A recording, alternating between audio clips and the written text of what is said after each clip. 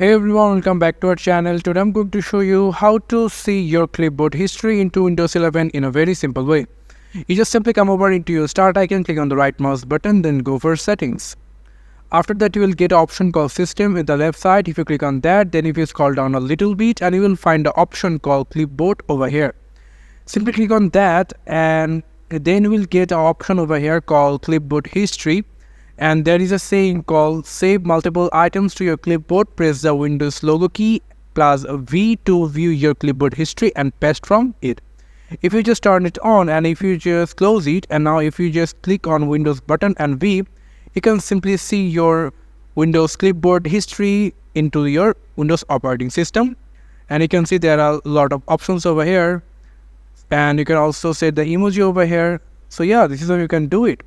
So thank you so much for watching this video. I hope to see you in another videos. Till then, goodbye.